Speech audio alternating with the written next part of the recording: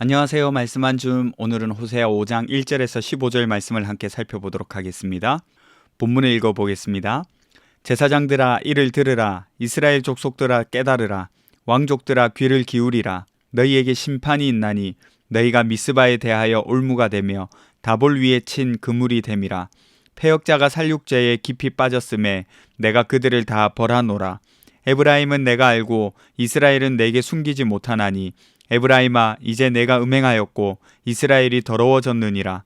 그들의 행위가 그들로 자기 하나님에게 돌아가지 못하게 하나니 이는 음란한 마음이 그 속에 있어 여호와를 알지 못하는 까닭이라. 이스라엘의 교만이 그 얼굴에 드러났나니 그 죄악으로 말미암아 이스라엘과 에브라임이 넘어지고 유다도 그들과 함께 넘어지리라. 그들이 양떼와 소떼를 끌고 여호와를 찾으러 갈지라도 만나지 못할 것은 이미 그들에게서 떠나셨음이라. 그들이 여호와께 정조를 지키지 아니하고 사생아를 낳았으니 그러므로 새 달이 그들과 그 기업을 함께 삼키리로다.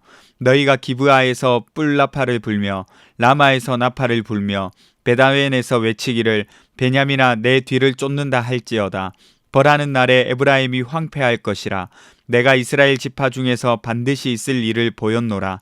유다 지도자들은 경계표를 옮기는 자 같으니 내가 나의 진노를 그들에게 물같이 부으리라. 에브라임은 사람의 명령 뒤따르기를 좋아하므로 학대를 받고 재판의 압제를 받는도다. 그러므로 내가 에브라임에게는 좀 같으며 유다 족속에게는 썩이는 것 같도다. 에브라임이 자기의 병을 깨달으며 유다가 자기의 상처를 깨달았고 에브라임은 아수르로 가서 야렙 왕에게 사람을 보내었으나 그가 능히 너희를 고치지 못하겠고 너희 상처를 낫게 하지 못하리라. 내가 에브라임에게는 사자 같고 유다 족속에게는 젊은 사자 같으니 바로 내가 움켜갈지라.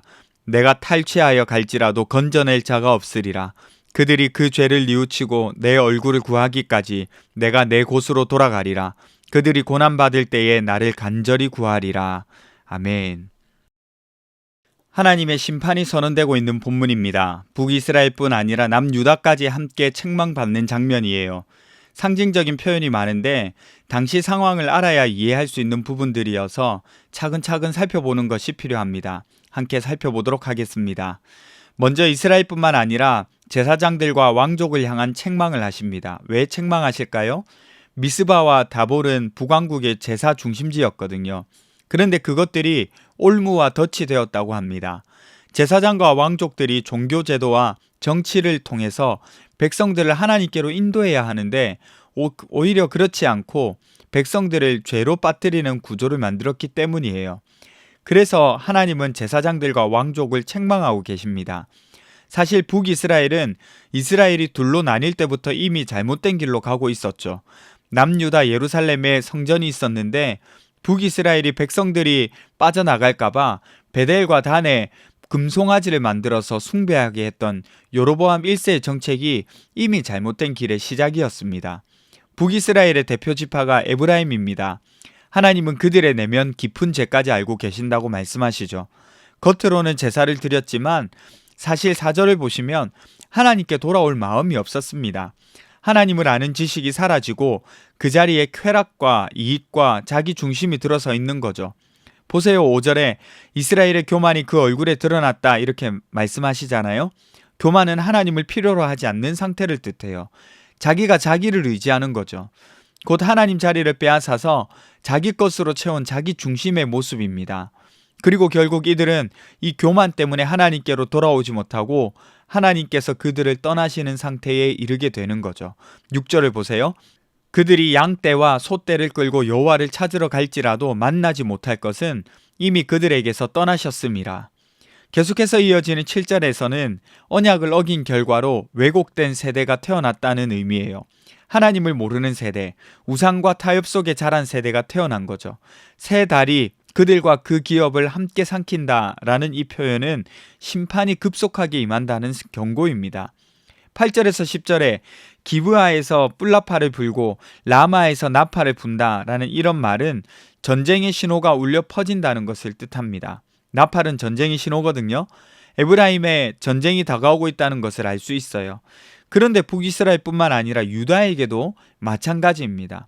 하나님은 유다에도 그 심판을 쏟으시겠다고 말씀하시는 거죠. 하나님은 경계표를 옮기지 말라고 하셨는데 경계표를 옮기는 자 같다.